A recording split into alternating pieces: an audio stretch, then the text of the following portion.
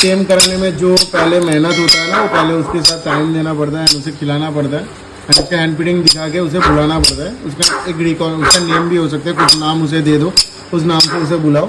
Low low common common.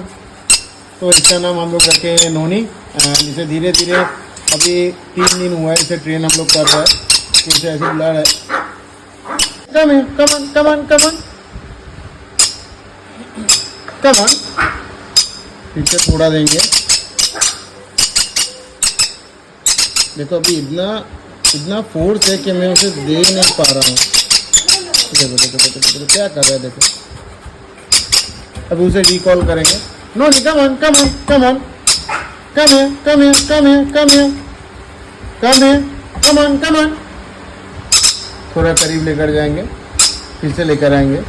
Come on पीछे जा रहा है। कम on come on come on कम है कम है कम है। ग्रीप नहीं कर पा रहे हैं, यहाँ पे स्टोन है ना, इसलिए ग्रीप नहीं हो रहा है।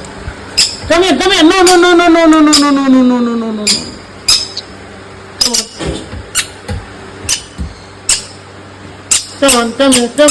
come on।